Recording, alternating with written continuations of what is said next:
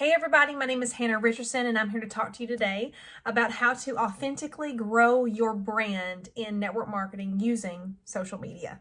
So the first step I'm going to share with you is finding the right product that you can marry yourself to. And what I mean by that is when it comes to authentic branding, you want your approach to always be authentic. You do not want to be pushing product out there on your social media feed for people to purchase because guys, you're going to look spammy and no one likes that, okay? So the best thing you can do is focus yourself on one specific product that has fixed an issue in your life. So for me personally, this is just my example. I sell magnetic eyelashes. That is what I get to do every single day. And the reason I was able to marry myself to magnetic eyelashes was because of my own personal experience with those lashes. The very first moment I opened the packaging, put on the liner, popped the lashes on, my life was instantly changed just because I felt differently about myself. I felt more confident. I felt more beautiful. My husband even noticed me. It was an amazing feeling. So when I go back and start thinking about that moment, that's whenever I realized there are so many people out there, women especially, that may be seeking that feeling. So I play on that feeling. I make sure that I am bringing that to the table of my own transformation of me not having lashes and me with lashes. So that is something that you need to really marinate on, is looking at the products that are transformative that's in your product line. Looking at how they can solve a problem, how they can help someone else. Making sure they're demonstratable, making sure you have something that can demonstrate and someone can actually see it visually, and seeing you talk about it and how you're connected to it. So having the specific right product for you that not only has helped you, but is transformative in your own life, where you can speak on it and talk about it for days, and people they see your passion, they see your excitement with it, and they want more of that. So that creates more of an authentic following, an authentic brand, and you're not spamming people with products they don't know nothing about. You're actually bringing all of you to the table. So that is definitely my step number one. Now, step number two is going to be a little bit tricky because you're probably not used to someone talking about culture so soon. But in the very beginning of me starting my business, I started with trying to develop a culture. And the culture being how to be able to make someone else feel better than I found them. Being able to lift someone up in the process of me helping them, maybe even offering that white glove service, being able to follow up and check in on them and let them know that I actually cared about them. They were a prized customer of mine. I want them to feel like a prized customer. They are actually helping me grow my business, because the better you work at developing that culture, the easier it's going to be for them to share what you've done for them, to share their experience with you, because it's based on a referral business. It's based on people sharing their products and what they love about it and the service that they got, because you showed up and followed up. You showed up and made them feel like a human being and a person. So developing that culture earlier on is such a valuable technique to really practice on. So how do you develop a culture, Hannah? Well, it's really easy. All you have to do is be a really good person. You sell a product to someone, you follow up. You make sure that that product arrived to their house. You track their product for them.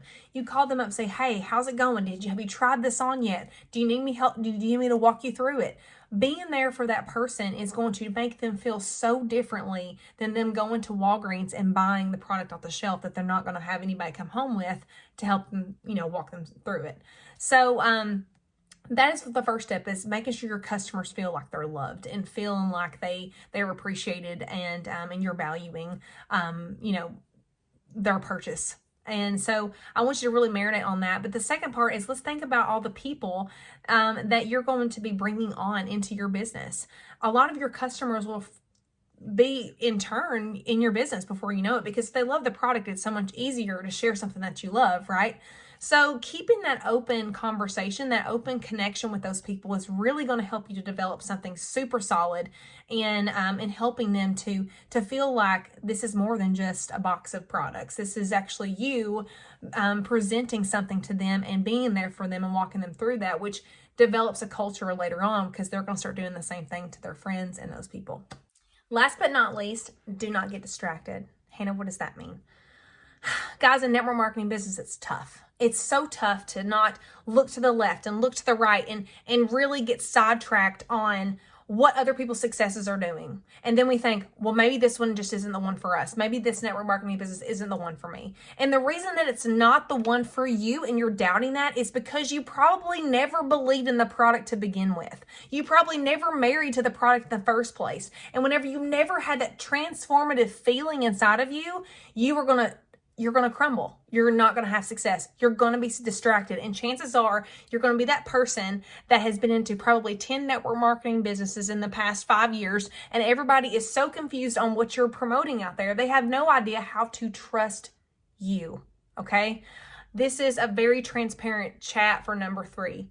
Your audience has to trust you. And if you're throwing out so many different products to them, they have no idea what you truly believe in. All they're seeing is you trying to make money. They don't see you marrying and being authentic in what you're promoting. They don't see you sticking by something because you love the product. They see you switching it every time it fails. But the thing is, it doesn't fail until you quit. So when you quit, that's when it fails. So I want you to really think about that. Don't get distracted. If you feel like you're struggling, then that is your perfect initiative to start looking up stuff to research. Going to YouTube, trying to find a new way to pivot, trying to find a new way to do it. Put yourself in that perspective and stay committed to your brand. Because once you make a change, your audience loses sight. It's crazy, but it happens all the time. Stay focused and stay in your lane. So with those 3 steps being said, that is the perfect way to be able to get a rock solid business from the get-go. Okay. Making sure you're marrying yourself authentically to that product and promoting it authentically. Making sure you believe in it is important. Building that awesome culture that people can't imagine not being a part of. And third, don't you dare get distracted on what you're doing. Focus on what you want to create with your own business. Find the product that is so relatable to everyone and use that product and marry yourself to that product and show others how to do the exact same thing. It's that simple. So hopefully this was helpful. If you really enjoyed this video, please like, comment, share, and subscribe to me. I'm going to be bringing it hot, hopefully every week, so you guys can have something to walk away from and grow your network marketing business.